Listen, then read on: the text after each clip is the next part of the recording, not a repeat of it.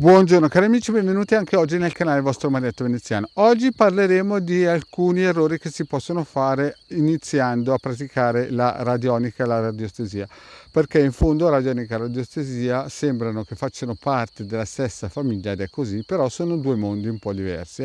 La radiostesia segue le scie energetiche, le cattura in un certo senso un po' femminile, e la radionica invece manda, spara, quindi sono complementari.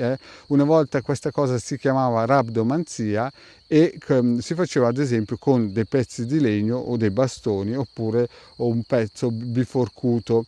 Questa materia è sempre esistita, ma prima di iniziare questo, il vostro Marietto vi chiede di iscrivervi al canale di Indagare Marietto Veneziano, di venirci a trovare nei nostri gruppi Facebook e anche in Telegram, dove alle 20:30 ogni lunedì sera il Indagare Marietto Veneziano coadiuvati da Midas tengono un percorso esoterico. I link sono sotto qui in descrizione. E se vi scappa anche un super like e un bel commento, il vostro Marietto è sempre ben contento.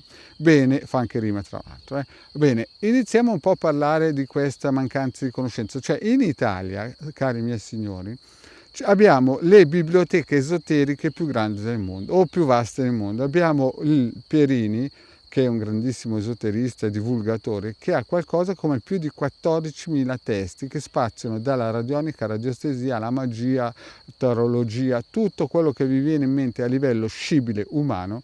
Il Pierini praticamente ce l'ha nella sua immensa biblioteca, ma ci sono tantissimi altri esoteristi che hanno libri potenti e interessanti e hanno biblioteche come il grandissimo Pierini. Purtroppo noi soffriamo un pochettino di senso di inferiorità come popolo e ci facciamo invadere dai vari russi, e ci facciamo invadere le varie culture esterne tipo dell'est o tipo dall'ovest, quindi arrivano qui, incominciano a dire che con questi numeri cambia la vita. In realtà sono sempre esistiti i numeri busbi cosmici da quando è esistito il mondo, oppure arrivano qui e vi dicono di andare a vedere le varie palle colorate piene di luce o quant'altro e via dicendo. Ma nella realtà noi in Italia abbiamo tutto e anche di più. Siamo la culla della cultura esoterica a livello mondiale. Chiaramente anche l'Egitto, no? E il Medio Oriente, però anche l'Italia fa la sua bella figura. Abbiamo avuto un Dante Alighieri che ci ha spiegato la Divina Commedia, ma era un messaggio dei fratelli d'amore. Insomma, non ci siamo fatti mancare niente. Purtroppo con questi social siamo un pochettino invasi da queste persone che dall'est, con le varie promozioni di marketing, ci vengono a vendere l'acqua calda e la maggior parte delle persone ci casca come pesci fritti. Vi voglio solo raccontare una storia di qualche anno fa che avevo letto su un forum. C'era un gruppo di persone che molto probabilmente erano alle prime armi con la radiostesia oppure magari anche da qualche anno, però era un pochettino naif. E allora cosa ha fatto? Ha fatto una ricerca a fondi su internet, ha chiesto dei soldi per poter andare nell'Egitto a provare a testare col proprio pendolino dentro queste piramidi, o almeno quelle dove sono riusciti a entrare, le vibrazioni, e poi hanno scritto praticamente sul loro blog o nel forum, non mi ricordo più dove, cosa avevano provato e testato. Allora, chiunque sa cosa sono i bovis può fare tranquillamente le stesse identiche misurazioni stando tranquillamente seduto a casa. Basta una foto o dei testimoni di riferimento energetici. Quindi capite che queste persone, quando sono state là, oltre ad aver speso soldi, oltre a essersi in un certo senso fatte anche un pochettino male, perché dicevano appunto che quando erano dentro queste stanze nelle piramidi, queste vibrazioni ad alcuni avevano influito in modo negativo ed erano stati veramente male.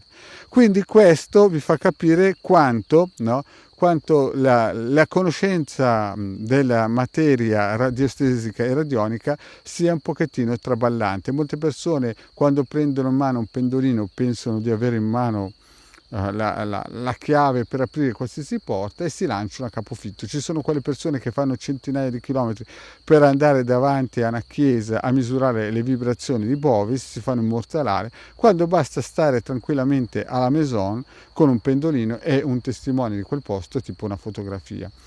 Certo, il nostro ego vuole che noi ci portiamo davanti a una piramide o davanti a una cattedrale per farci fotografare, ma il bravo esoterista radionico, radiostesista, lo riesce a fare tranquillamente dentro le quattro mura di casa senza uscire.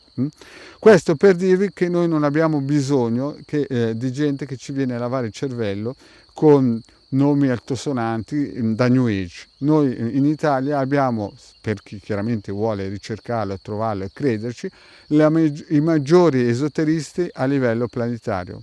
Abbiamo avuto dei esoteristi potenti come il Picchi, come tanti altri, abbiamo tuttora viventi gente molto importante tipo il Pierini, tipo il Fusco, tipo la famiglia Rendel, insomma abbiamo personaggi di prim'ordine a livello mondiale che spiccano su tutti e ce li invidiano tutti.